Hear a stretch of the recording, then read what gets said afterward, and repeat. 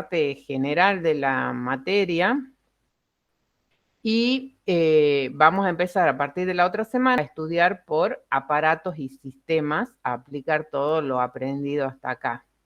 Esta unidad es especial porque solo trata de bases de histopatología, son conceptos, es una unidad muy conceptual, vamos a dar ejemplos, pero como ustedes no han estudiado todavía la histología de todos los aparatos y sistemas, vamos a tratar de ir dándoles comparativamente cómo es el tejido normal y cómo se altera ante la enfermedad. Ustedes saben que patología tiene que ver con enfermedad y si uno habla de enfermedad se la puede estudiar desde muy diferentes aspectos, ¿no? Desde el diagnóstico, el tratamiento, el pronóstico de una enfermedad, cómo es la evolución, cómo son los signos clínicos. Bueno, acá en esta materia hablamos de histopatología, o sea, nos vamos a centrar en los cambios morfológicos de los tejidos, ¿sí? Compatibles con algunos procesos patológicos. ¿Cuáles son los cuadros que podemos definir morfológicamente? Le llamamos patrones morfológicos de enfermedad, cuadros compatibles con inflamación, cuadros compatibles con displasia, con neoplasia, de eso vamos a hablar en esta clase, ¿sí? Entonces, por ahí es un tema diferente que les cuesta mucho, pero vamos a tratar de hacerlo fácil. Nosotros consideramos que la célula normal, lo que nosotros llamamos normal, es una célula que está sometida a cambios, ¿no es cierto?, en su medio ambiente, continuamente a cambios y está reaccionando dentro de un rango que decimos normal. Es decir, hay pequeñas variaciones en estructura y en función que están ocurriendo para que la célula se mantenga viable. Y ese estado de equilibrio es lo que se llama homeostasis. ¿Qué pasa cuando sobre esa célula actúan lo que llamamos noxas o factores de estrés? Ya vamos a decir cuáles son, pero agentes que pueden alterar a esta célula, la célula puede reaccionar de distintas maneras. Una célula puede adaptarse a esos cambios y ven que la flecha va y viene, o sea, son todos cambios reversibles, llamamos. ¿Qué quiere decir? Que cesa el efecto de esa noxa, de ese agente que la está agrediendo, la célula puede volver a la normalidad. También puede suceder que cuando sobrepasa esa capacidad adaptativa, la célula se lesione. Y eso entonces lo vamos a describir como lesión celular reversible, porque esa célula puede volver a la normalidad. Ahora, ¿qué pasa si el agente persiste en el tiempo y la célula es incapaz de mantener esa reversibilidad? Va a pasar a un estado de muerte celular que es totalmente irreversible. Por otro lado, como les dije, la lesión reversible, que ya vamos a definir qué patrones morfológicos presenta, como les dije, puede volver a la normalidad. Y también puede suceder que haya agentes que sean tan agresivos para la célula, como puede ser una quemadura, ¿sí? Un cambio físico, una radiación, que directamente provoque la muerte celular sin pasar por esos periodos de adaptación, de lesión reversible. Todo depende de qué, de cuál es el estímulo, cuál es la intensidad del estímulo que ha actuado, cuál es la duración de ese estímulo y también de características que tienen que ver con la célula. ¿Sí? No es lo mismo una célula epitelial que una neurona, que una fibra muscular. Entonces, dependiendo también del tipo celular, de su vulnerabilidad, de su capacidad también de responder, de mantenerse viable, va a ser la respuesta. Entonces, lo que vamos a ver en esta clase son todos estos cuadros de adaptación, de lesión reversible y de lesión irreversible. Eso en general. Vamos a hablar de adaptación. Como les digo, adaptación ocurre cuando hay cambios por ahí persistentes, pero leves en el tiempo, que le permiten a la célula reaccionar de una determinada manera, es decir, adaptarse. Y según el tipo celular, va a ser el tipo de adaptación también. Hay tejidos o células que se adaptan cambiando el tamaño, ya sea disminuyendo el tamaño, cuando vamos a hablar de atrofia, o aumentando el tamaño, vamos a hablar de hipertrofia. Puede haber cambios en el ritmo de división celular y en ese caso vamos a hablar de aplasia, hipoplasia o, en contrario, cuando hay un aumento de la división celular vamos a hablar de hiperplasia. ¿Sí? Son todos términos nuevos que los tenemos que definir y tenemos que saber dar ejemplos para que nos quede claro.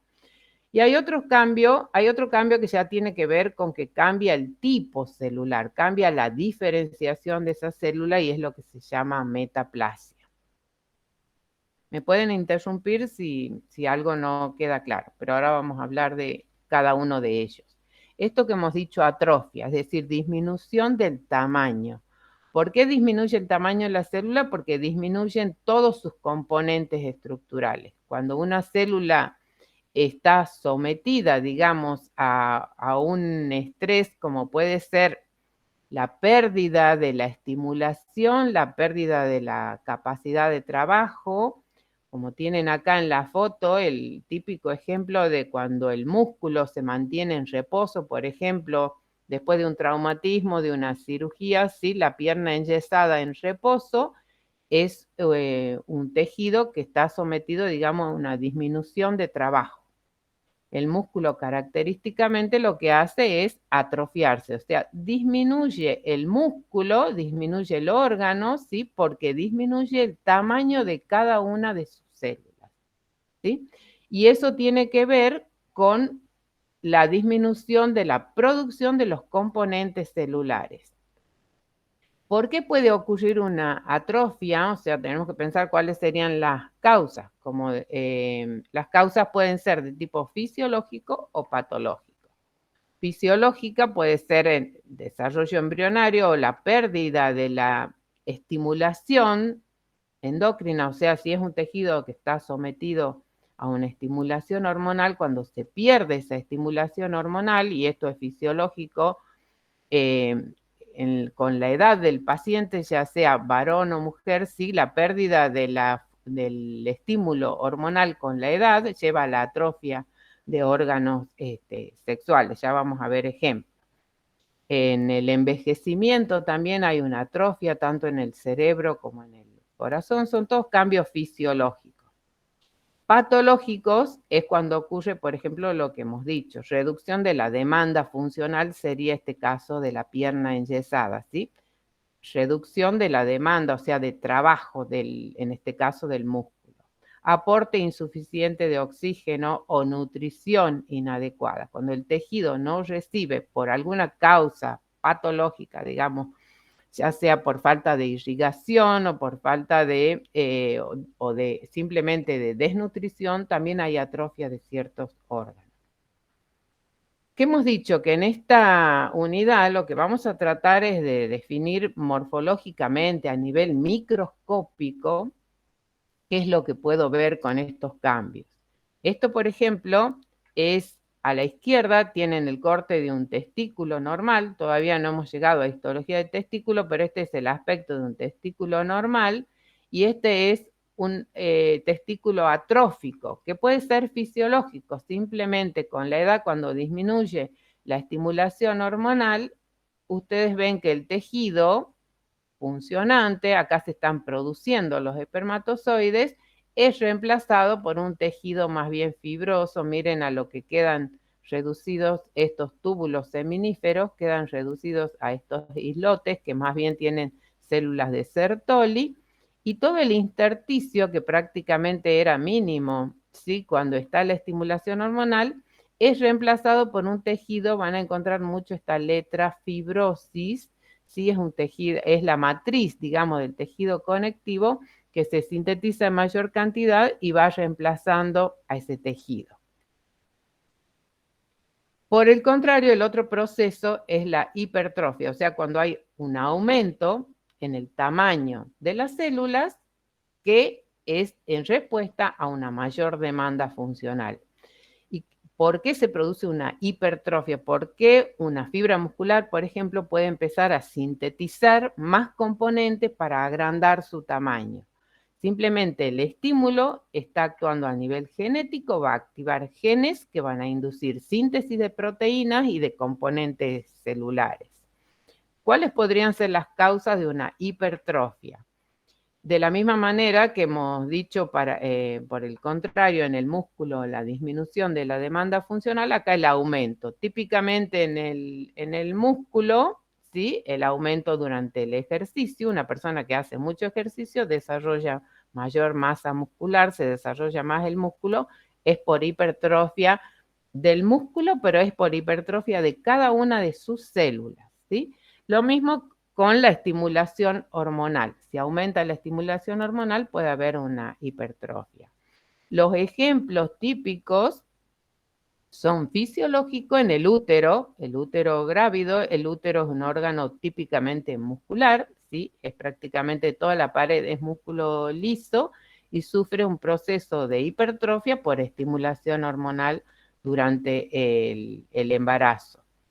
Patológico, ¿sí? Una hipertrofia es típica la del corazón. En la persona hipertensa, el corazón está trabajando, ¿sí? A mayor presión, y para responder a ese aumento de presión, las fibras musculares cardíacas aumentan su tamaño y van a escuchar que la persona dice que tiene, ¿sí? Agrandado el corazón, ¿sí? Agrandadas las paredes del ventrículo, y es por eso, por hipertrofia de cada una de sus células, o como hemos dicho, el músculo en el ejercicio. Estos serían los ejemplos, ¿sí? En el corazón, sería en el músculo cardíaco. Si este es el tamaño de una fibra muscular cardíaca normal, ante la sobrecarga funcional, simplemente lo que vamos a ver es aumento del tamaño de cada una de esas células, que va a llevar al aumento de la pared del corazón, ¿sí? Que acá están comparados el órgano. Lo mismo en el músculo esquelético ante una mayor carga de trabajo, como es, por ejemplo, el músculo del atleta. Como ven, típicamente para atrofia o para hipertrofia los relacionamos con el músculo. ¿Por qué? Porque el músculo no tiene capacidad mitótica. El músculo tiene muy limitada capacidad mitótica. Entonces, no son células que estén entrando al ciclo celular continuamente. Entonces, cuando tiene que responder a un estímulo mayor, lo que puede hacer esa célula es adaptarse cambiando su tamaño. Muy distinto va a ser cuando se trate de un epitelio. Los epitelios tienen una gran capacidad mitótica, tienen células madre que se están dividiendo continuamente. Entonces los epitelios van a responder con cambios en la división celular. Acá, antes de pasar al otro, tenemos un corte histológico de lo que serían las fibras cardíacas normales a igual aumento. Si estas son las fibras cardíacas normales, ustedes ya han estudiado músculo, este músculo está cortado más bien transversalmente. Recuerden que cuando el corte pasa por el centro de la célula se va a ver el núcleo, si no, no, y si comparan este tamaño con esta fibra, ¿sí? Este sería el miocardio hipertrófico. O sea, a igual aumento al microscopio, las fibras tienen mayor tamaño. Acá está el ejemplo del útero. Por empezar, acá tienen la macroscopía, o sea, el músculo, perdón, el útero normal en la mujer no grávida y el útero grávido. Y lo mismo en la microfotografía, el tamaño de esas fibras musculares a igual aumento, el útero en el embarazo tiene aumento del tamaño de cada una de sus fibras, hipertrofia.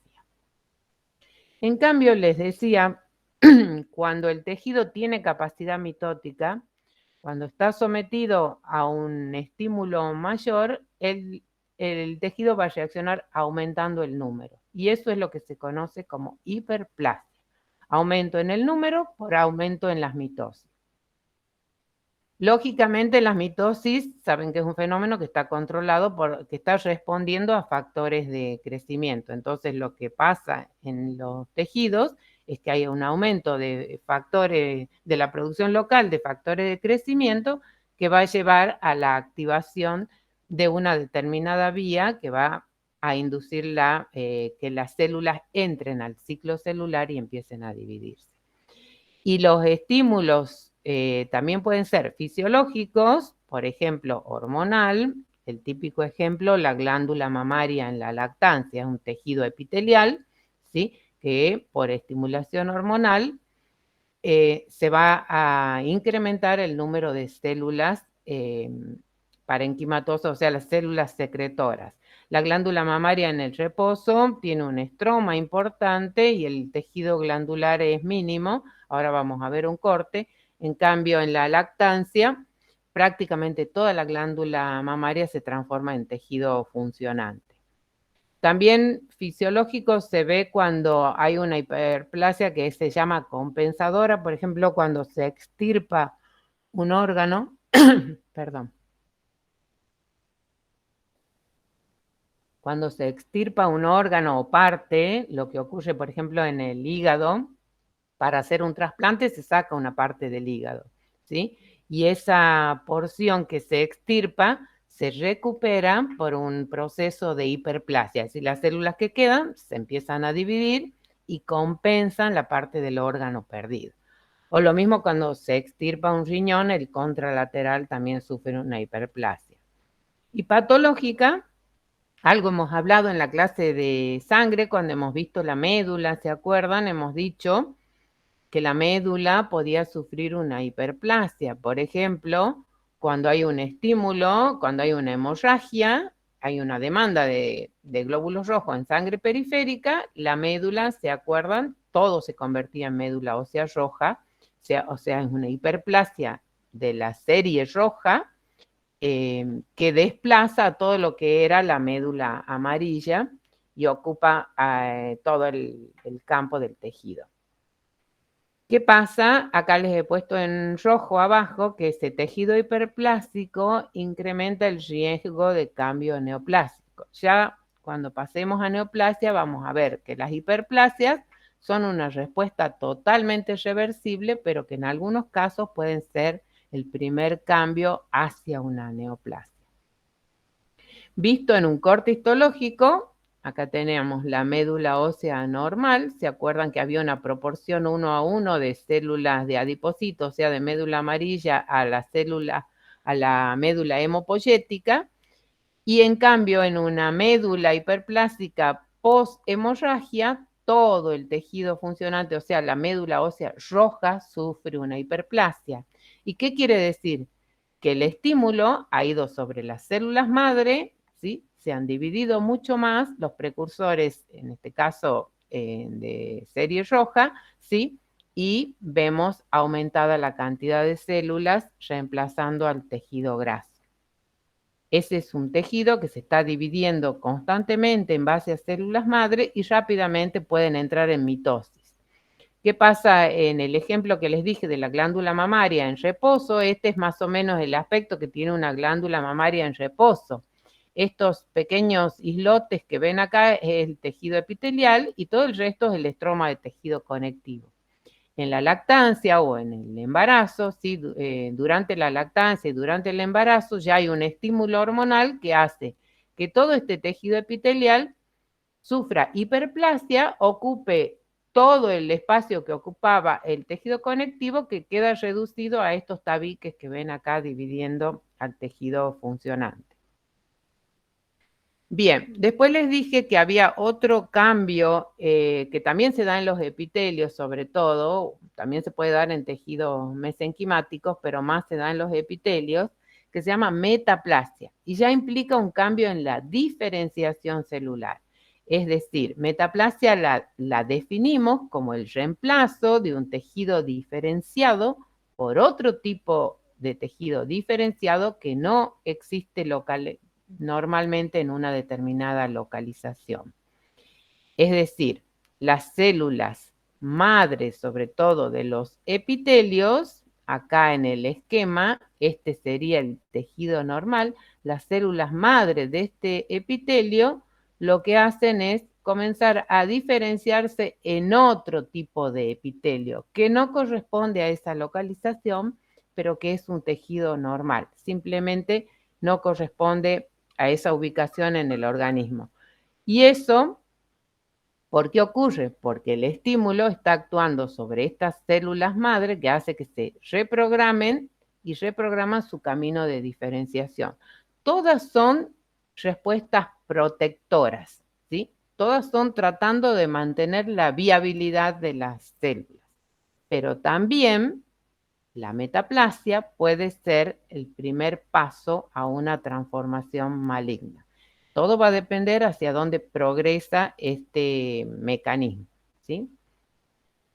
El ejemplo típico es lo que llamamos la metaplasia escamosa, que era la que estaba ahí representada en ese esquema, y que es cuando metaplasia escamosa quiere decir, escamoso es plano, es decir, cuando un epitelio, generalmente son epitelios de una capa, empiezan a diferenciarse hacia un tejido estratificado plano, ¿sí? Por eso se llama escamosa. Entonces, se transforma un epitelio, por ejemplo, cilíndrico, el ejemplo típico es el del epitelio respiratorio que ustedes han estudiado, ¿sí? Lo que tienen que entender es que lo que ocurre acá es que el estímulo actúa acá, a nivel de las células madre de ese epitelio. En el caso del respiratorio, esas células madre estaban dando células cilíndricas, ciliadas, células caliciformes. Empieza a diferenciarse a un tejido que tiene más capas. Es una respuesta protectora. Por ejemplo, en el caso del fumador, ¿sí? Que la mucosa está agredida, ¿sí? Por el humo del cigarrillo, las células reaccionan y reemplazan por un tejido. Acá tenemos el epitelio respiratorio normal, ¿se acuerdan que era pseudoestratificado, cilíndrico, ciliado, con células caliciformes? Lo que ocurre inicialmente es que esas células basales primero se dividen, por eso se llama una hiperplasia de células basales, aumentan el número, y después van madurando y se parecen a un epitelio estratificado plano. Esto le da mayor protección al epitelio ante un estímulo que le está agrediendo, pero lógicamente pierde ventajas con respecto, en este caso, no es un cambio inocuo, es un cambio que tiene consecuencias. Es un epitelio que le va a proteger, la va a mantener viable a las células, pero el epitelio ha perdido su especialización, no tiene más células ciliadas ni tiene la secreción de moco. Obviamente la persona, si es un fumador crónico, son personas que tienen más infecciones respiratorias, que tienen infecciones respiratorias con frecuencia, y es por la pérdida de estas funciones específicas de ese epitelio, del epitelio normal. Bien. Entonces, ahora vamos a pasar, ¿sí?, a hablar de cuándo ocurre la lesión reversible y por qué ocurre, ante qué tipo de estímulos. Como les dije, el objetivo de esta clase es ver qué patrones morfológicos podemos describir que sean compatibles con lesión celular reversible. ¿A qué le llamamos lesión celular? Son una serie de cambios que siempre empiezan a nivel bioquímico y después se traducen en alteraciones morfológicas que ocurren en la célula cuando ésta ha excedido su capacidad adaptativa o cuando el estímulo es intenso que directamente la lesiona. Agentes causales pueden ser falta de oxígeno, agentes físicos que tienen que ver con radiaciones, con temperatura, con cambios de temperatura, químicos, ¿sí?, cuando cambia el medio ambiente celular, infecciosos, virus, bacterias, hongos, inmunológicos, genéticos, desequilibrios nutricionales, todas esas pueden ser causas de lesión celular. Cualquiera sea el agente, ¿sí?, hay mecanismos bioquímicos básicos que se desencadenan dentro de la célula. Por un lado tenemos la caída del ATP, o sea, de la fuente de energía, lesión en las mitocondrias, aumento del calcio intracelular, aumento, O sea, se produce el estrés oxidativo, que es el desequilibrio entre los sistemas que generan y que eliminan los radicales libres. Ustedes saben que la célula tiene mecanismos dispuestos para reaccionar ante la presencia de radicales libres que lesionan, que directamente destruyen moléculas importantes como lípidos, proteínas. Alteración de la membrana plasmática, ¿sí? La membrana plasmática, al perder su permeabilidad, dejar de ser un filtro selectivo, sobre todo cuando se alteran las bombas que controlan el equilibrio iónico, eso va a producir, ¿sí?, una pérdida, ya sea de componentes celulares o de, si se altera la membrana lisosomal, se van a liberar enzimas hidrolíticas que van a producir la digestión de componentes estructurales. O también puede haber un daño a nivel del ADN que obviamente va a llevar a la activación de proteínas. Digamos, estos son los mecanismos que van a tratar de reparar. Cuando hay una alteración a nivel del ADN, se van a activar proteínas proapoptóticas para tratar de resolver ese daño. Pero estos son los mecanismos que están involucrados en el proceso de lesión. Entonces, ¿qué pasa en la lesión celular?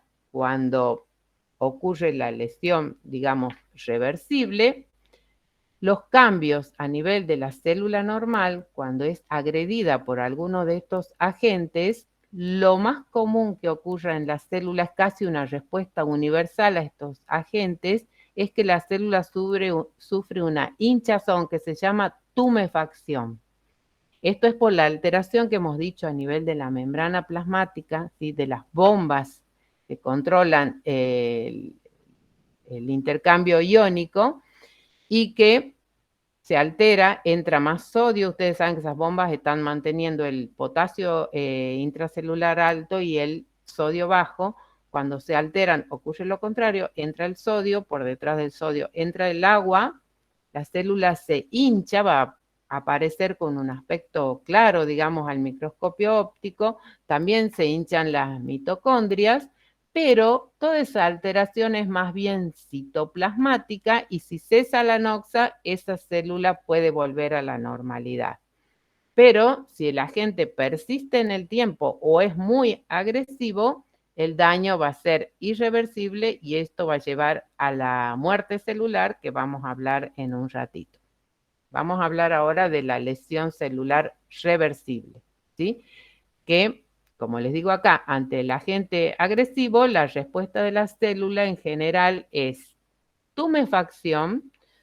Ya vamos a ver que el cambio que ocurre en casi todas las células se llama tumefacción hidrópica por la entrada de agua. Como les digo, lo que hace la entrada de agua produce también la tumefacción de mitocondrias y desorganiza el retículo.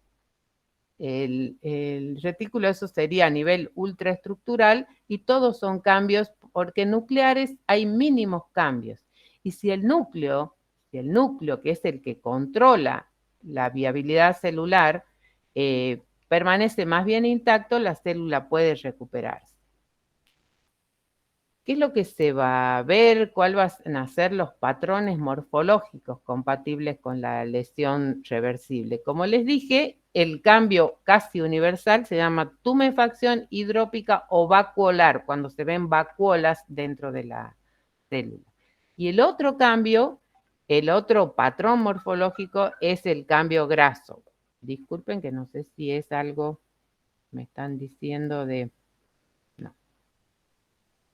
Vamos a silenciar esto. Listo. Les decía, entonces, los dos patrones morfológicos se llaman tumefacción hidrópica o vacuolar, que es la que estamos describiendo, o el cambio graso, que se va a dar en cierto tipo de células. Los cambios que ocurren, entonces, como dijimos, ¿sí?, las mitocondrias se convierten en tumefactas, el retículo también por la entrada de agua se desorganiza, se pierden ribosomas, pero el núcleo prácticamente está inalterado. ¿Cómo se va a ver esto al microscopio? todo lo que está acá es lo que les acabo de decir, y lo único que va a dar como característica al microscopio es que las células se vean como un citoplasma claro, tumefactas, o sea, como hinchadas, y el citoplasma claro. Prácticamente el núcleo invariable e incluso mantiene su localización. Estos cambios se dan, por ejemplo, en el hígado, se da en el riñón. Este es un corte de riñón con estos túbulos que ustedes ya vieron en los cortes. Este es un corte a nivel de los túbulos renales donde ustedes tenían un epitelio simple cúbico y este era el aspecto normal y este es el aspecto de las células de esos túbulos en la tumefacción hidrópica. O sea, la célula está hinchada, el citoplasma aparece claro, no se colorea, y el núcleo prácticamente mantiene su posición normal. Lo mismo acá al electrónico, ¿sí? Donde lo que se puede ver es la alteración, digamos, también la tumefacción, la alteración a nivel del retículo. En cambio, el cambio graso, es decir, la acumulación de lípidos dentro de la célula va a ocurrir en aquellas células que estén relacionadas con el metabolismo de los lípidos. Típicamente, ¿a dónde se metabolizan los lípidos? En el hígado. Entonces, es un cambio que se da muy comúnmente en el hígado. En el hígado se da también la tumefacción hidrópica, pero cuando los cambios son severos, se pasa al cambio graso. Y es lo que ustedes han escuchado muchas veces, que hay un reemplazo del tejido de los hepatocitos, se convierten prácticamente en adipocitos, por ejemplo, en el alcoholismo crónico, ¿no? Este es el aspecto de los hepatocitos normales, que son células así, más bien poliédricas, con citoplasma acidófilo, el núcleo central. Y miren acá, por supuesto que hay distintos grados, hay células que ya prácticamente convertidas en adipocitos y hay otras que tienen una gran cantidad de vacuolas grasas en su interior, ¿sí? Que están sufriendo el cambio graso. Esto es porque la célula está dañada, no puede hacer su metabolismo normal y los lípidos empiezan a acumularse en su interior. Esos serían los dos patrones morfológicos típicos de lesión reversible. Hay otra circunstancia en el organismo por la cual pueden acumularse productos dentro de la célula. Esto responde a distintas causas, ya sea un metabolismo anómalo, o sea, hay enfermedades genéticas en las que hay alteradas algunas enzimas encargadas de degradar, por ejemplo, los lípidos, y estos se acumulan en su interior, pigmentos, y esto muchas veces puede ser la causa de alguna enfermedad. Y también podemos tener, digamos, el indicio morfológico en un tejido que nos dé incluso hasta el diagnóstico de alguna enfermedad cuando vemos en el corte de tejido cuál es el producto que se ha acumulado, ¿sí? Las sustancias, como les digo, pueden ser desde sustancias normales que se están metabolizando a sustancias anormales, exógenas, como pueden ser partículas de carbón, ya vamos a ver un ejemplo, que pueden acumularse porque estén en el ambiente en forma, en cantidad excesiva y las células no las pueden eliminar. Ejemplo de estas enfermedades por almacenamiento intracelular es, por ejemplo, en el hígado, ¿sí? El hígado normal y el hígado graso que decíamos, acumulación patológica de lípidos.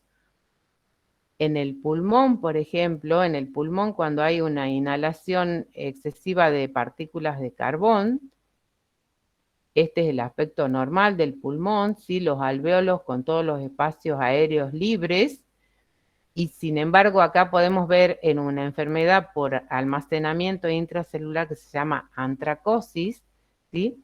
Las células, sobre todo los macrófagos que tenemos en el pulmón, se cargan de partículas de carbón y nosotros podemos llegar a verlos en un corte histológico, en la biopsia de pulmón, podemos llegar a ver la acumulación intracelular. Como les digo muchas veces, eso es lo que lleva al diagnóstico de la enfermedad, el signo, digamos, histopatológico. También pueden ser pigmentos, también puede ser la acumulación de hierro en el hígado, y eso hay enfermedades que están relacionadas con el metabolismo del hierro. Hay enfermedades de la sangre en la que hay mucha destrucción de glóbulos rojos, el hierro no alcanza a ser metabolizado y se acumula en el hígado y produce lo que se llama una hemosiderosis. ¿Cómo se comprueba? Por una tinción especial, en este caso, que se hace un azul de Prusia y se ven los depósitos de hierro en el hígado. Bien, son todos procesos reversibles hasta acá. Ahora vamos a hablar de la lesión celular irreversible que lleva a la muerte celular. Y en este caso vamos a hablar de dos patrones morfológicos. La célula puede morir por un proceso que se llama necrosis o por un proceso que se llama apoptosis, del cual ya habrán escuchado hablar en biología. Pero vamos a ver a qué se refiere cada uno de ellos. ¿Qué es la necrosis? Cuando se habla de necrosis son los cambios morfológicos que pueden verse en las células después de que ha ocurrido la muerte celular. Hay tejidos característicos como en el corazón, por ejemplo, después de un infarto, se puede ver. Ustedes recuerden que en el infarto de miocardio, ¿qué pasa? Puede haber una arteria, ¿sí?, que sufre una obstrucción, eso lleva a una isquemia, o sea, una falta de irrigación de la fibra muscular, y con el tiempo se produce la muerte por falta de irrigación. El signo morfológico no se va a ver inmediatamente. Como yo les digo, todos los cambios empiezan a nivel bioquímico o a nivel genético, no son visibles al microscopio óptico inmediatamente. La necrosis son los cambios que podemos ver en los cortes de tejidos después de un tiempo que ha ocurrido esa muerte celular. ¿Y por qué lo podemos ver? Porque en ese tiempo ocurren dos mecanismos. Por un lado, desnaturalización de proteínas y por otro lado, digestión enzimática, ya sea por liberación de enzimas de las células que se han destruido o por autólisis, o sea, por liberación de las enzimas lisosomales.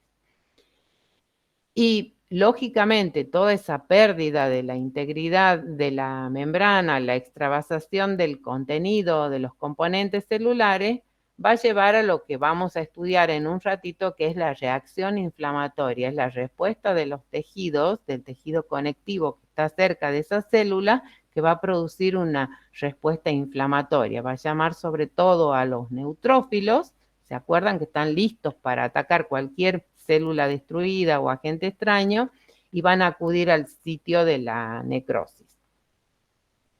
¿Qué cambios morfológicos vamos a ver en las células típicos de necrosis? A nivel citoplasmático vamos a ver aumento de la acidofilia, porque hemos dicho que ocurre desnaturalización de las proteínas. Las proteínas desnaturalizadas aumentan su eosinofilia, ¿sí? Y nucleares, porque acá hay muerte celular, se afectó también el núcleo. Y en el núcleo se pueden ver distintos cambios morfológicos, que le llamamos cariorexis, cuando hay una fragmentación del núcleo, cariopignosis o pignosis nuclear, es la condensación de la cromatina. Una cromatina ya condensada es una cromatina que no transcribe, sí, es un núcleo inactivo, que ya es una célula en vías de muerte. O cariolisis, que es la lisis del material nuclear por enzimas justamente, ya sea exógenas o endógenas, o sea, autólisis o heterólisis. Entonces, hemos dicho que la célula normal puede sufrir lesión reversible y se recupera o progresar a la necrosis.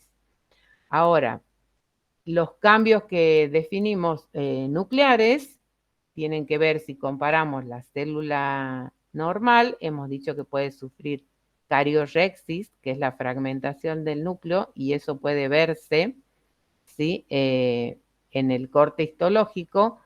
o bien se puede ver la cariopignosis. Si estos son los núcleos normales, miren acá, la condensación de la cromatina es el aumento de la basofilia, esa que prácticamente el núcleo pierde todo el jugo nuclear, ¿sí? Y ustedes, aunque muevan el micro, no pasa la luz a través de ese núcleo. O bien que se haya como borrado el núcleo, que es la cariolisis. Cómo se ve en un corte, células necróticas, podemos ver así una que otra célula, como en este caso, comparando el hígado normal con el de una intoxicación, en el que los hepatocitos empiezan a sufrir necrosis, y pueden ver como en este caso, la hipereosinofilia del citoplasma, y un núcleo que prácticamente se ve que se condensó, pero se está borrando también. Lo mismo acá, en este otro, ¿sí? Están marcados los hepatocitos que están necróticos. En el caso típico que les dije del infarto de miocardio, si uno compara lo que es el tejido cardíaco normal, se acuerda que ustedes ya han estudiado el aspecto de esas fibras musculares cardíacas, las características que tenían, que son ramificadas, núcleos centrales, pueden tener 1 o 2 núcleos. ¿Qué pasa después de que ocurre el infarto de miocardio? Y miren, acá tienen a distintos tiempos lo que sería el corte histológico de ese miocardio. Acá queda parte del miocardio normal, y todo lo que ven acá aumentada la eosinofilia es la zona del infarto.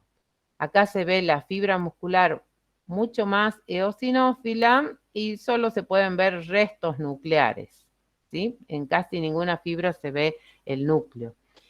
Y si transcurre más tiempo, como en este caso 3 días, lo que se va a ver es que toda esta destrucción de estas células que ha provocado una respuesta inflamatoria, que ya vamos a ver en qué consiste, pero básicamente, como les dije, ustedes recuerdan que los neutrófilos están en la sangre listos para salir del torrente sanguíneo y acudir a donde haya células destruidas, en este caso células necróticas. Entonces, todos estos puntos que ven acá así como puntitos es lo que se llama el infiltrado, ya vamos a hablar de esto, el infiltrado neutrófilo, o sea, la respuesta inflamatoria secundaria a la necrosis, ¿sí? Es un aumento de células inflamatorias en el sitio donde hay células alteradas. O sea que siempre la necrosis va a ir acompañada de una respuesta inflamatoria secundaria. Ahora esta necrosis, hay tipos de necrosis y esto tiene que ver sobre todo con el agente causal y con el tejido que ha sufrido necrosis. La más típica, y es la que acabamos de describir, es la necrosis por coagulación. Es decir, nosotros hemos dicho que en la necrosis subyacen 2 mecanismos, la desnaturalización de las proteínas y la digestión enzimática. Cuando la desnaturalización de las proteínas predomina, ¿qué pasa si se desnaturalizan directamente? La célula queda como fija en su lugar, por eso podíamos ver acá en el tejido como la forma más o menos de las fibras que se mantienen en su lugar, pero es porque se desnaturalizaron sus proteínas, ¿sí? Como que la desnaturalización le gana a la digestión enzimática. Y entonces podemos ver las células, el tejido en el sitio de la lesión, en este caso es una necrosis por coagulación en el riñón, ¿sí? Acá ven un glomérulo, ven los túbulos, y acá lo que ven, ¿sí? Es la reacción inflamatoria, pero típicamente lo que ocurre en la necrosis es, perdón, en la necrosis por coagulación es la desnaturalización de las proteínas y las células necróticas permanecen en el lugar. En cambio, si gana la lisis, por ejemplo, en una infección bacteriana, ¿sí? Hay una gran cantidad de neutrófilos que acuden al sitio de la lesión y está la descarga de enzimas hidrolíticas que degradan rápidamente el material, es como que aparece borroso y no se ve la estructura del tejido. Sería la gran diferencia, y se llama necrosis por licuefacción. Es cuando la digestión enzimática predomina sobre la desnaturalización de las proteínas. Y nos dan entonces distinto patrón morfológico en los cortes. Ahora, el otro mecanismo de muerte celular del que hablamos es la apoptosis, que ustedes la conocen como muerte celular programada, ¿sí? Porque es un mecanismo por el cual células normales, ¿sí? Que ocurre normalmente para eliminar células que normalmente se tienen que eliminar del organismo, ¿sí? Es una vía de muerte que tiene otro mecanismo muy regulado genéticamente. Las células lo que hacen acá, activan enzimas que el cambio acá va a empezar en el núcleo, ¿sí? Van a degradar su propio ADN y las proteínas citoplasmáticas. Como les dije, sirve para eliminar células normales o células dañadas. Y participa en procesos fisiológicos y patológicos. O sea, si bien se la conoce como muerte celular programada, la apoptosis también es un mecanismo que subyace a algunas enfermedades. ¿En qué consiste la apoptosis? Que vamos a ver qué cambios citológicos vamos a ver en la apoptosis. La célula que entra en apoptosis sufre lo que se llama una constricción, es decir, como que se encoge la célula, se ven así como estas yemas, estas prolongaciones ahí en las proyecciones en la membrana, ¿sí? Y en el interior lo que ocurre es que el núcleo se fragmenta, pero la membrana de la célula rodea rápidamente a esos fragmentos celulares, con o sin núcleo, y forma lo que se llama los cuerpos apoptóticos. Es decir, no se expone todos los componentes celulares como en la necrosis, no se expone a las otras células, sino que se fragmenta, pero sigue rodeada de su propia membrana.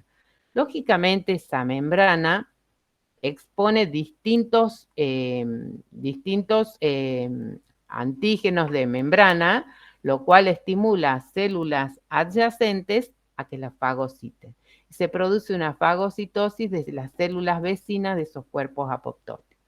Entonces, ¿qué es lo que no ocurre acá? La respuesta inflamatoria, ¿sí? Porque no se liberan todos los componentes celulares al intersticio, sería.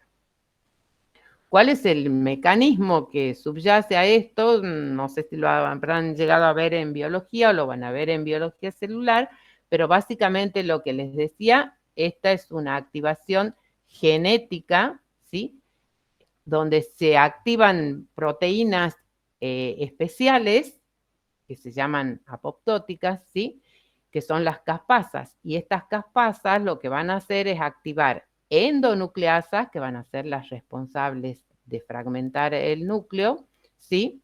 Y además, esas caspasas lo que van a hacer es degradar el citoesqueleto, o sea, hacer que también se fragmente el citoesqueleto para que se formen los cuerpos apoptóticos.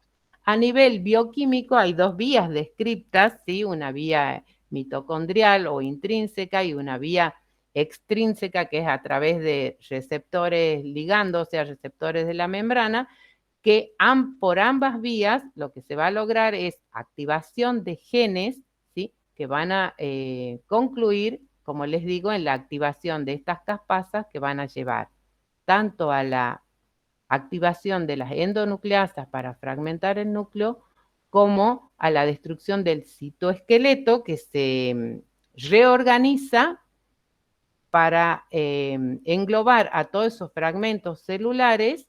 Y, como les digo, estos van a exponer otros ligandos a las células vecinas, y que va a hacer que una célula vecina, sea un macrófago o no, se convierta en fagocito, fagocita esos cuerpos apoptóticos, y entonces este es un mecanismo de muerte celular que no induce una reacción inflamatoria. Porque lógicamente, si estamos diciendo que es el mecanismo por el cual se eliminan células normales del organismo, imagínense todas las células que tiene que eliminar nuestro organismo diariamente. ¿Sí? Si ocurriese la reacción inflamatoria, hay una gran liberación de mediadores de la inflamación, que ya los vamos a estudiar, que producirían signos clínicos, ¿sí? Tendríamos fiebre, tendríamos signos inflamatorios. Entonces, este es el mecanismo de apoptosis, que tiene completamente otra morfología. Es difícil a pesar de que ocurren todos los epitelios todos los días, encontrar en un corte histológico células apoptóticas. A pesar de ser una mala microfotografía, es un epitelio en donde acá se ve justamente los cuerpos apoptóticos en el citoplasma de una de las células, ¿sí? O sea, se puede ver la fragmentación nuclear, se puede ver la fagocitosis de esos cuerpos apoptóticos como indicios de apoptosis. Y lo otro, que no dije que es un signo característico también, es que la cromatina se margina. Y esto se ve muy bien al microscopio electrónico, ¿ven? Estos son cuerpos apoptóticos, son células en apoptosis que tienen el núcleo ya con toda la cromatina marginada. Acá ya es totalmente condensada, ¿sí? Y van a ser fagocitadas por células vecinas. Bien, lo que les decía es que no se queden con la idea de que la apoptosis solo elimina células normales, que también la apoptosis tiene que ver el aumento o la disminución, porque siempre hay un equilibrio entre la formación de células y la eliminación normal del organismo. Pero que hay enfermedades en donde está exacerbado este mecanismo y, por ejemplo, las neurodegenerativas como el Alzheimer, el Parkinson, todas enfermedades que están relacionadas con apoptosis excesiva, el SIDA, las hepatitis tóxicas, o también cuando la apoptosis falla y está defectuosa, es decir, no elimina las células que normalmente debe hacerlo, y en ese caso, ustedes saben que la regulación del ciclo celular, ¿sí? La desregulación, digamos, lleva a la proliferación anormal o al cáncer, o enfermedades autoinmunes o infecciones virales, en donde la apoptosis está disminuida, el control del ciclo celular está defectuoso y entonces da lugar a la formación, por ejemplo, de patologías como el cáncer. Bueno, acá es un resumen de esto último que hemos hablado. Entonces, que la necrosis es siempre un proceso patológico, en cambio la apoptosis puede ser fisiológica o patológica, y que el resultado de la necrosis, ¿sí? Si la célula en la lesión reversible progresa, ocurre la necrosis, y como consecuencia de la necrosis hay una respuesta en el huésped, que es la reacción inflamatoria. En cambio, la apoptosis se caracteriza por la fragmentación del núcleo y de la célula, formación de cuerpos apoptóticos y fagocitosis de células vecinas, con lo cual esto disminuye muchísimo la respuesta secundaria en el huésped. Básicamente ese es el resultado de una muerte por necrosis comparado con la apoptosis. Hasta acá. Bueno, entonces, de lo que dijimos al comienzo, que íbamos a dar los patrones morfológicos en cada uno de los capítulos, ¿no? De adaptación celular, acá los tiene. Como adaptación celular hemos visto como patrones morfológicos, atrofia, hipertrofia, hiperplasia y metaplasia. En la lesión reversible hemos visto la tumefacción hidrópica y el cambio graso, y en muerte celular hemos visto los dos mecanismos, necrosis y apoptosis. Vamos a hablar un poquito ahora voy a dejar de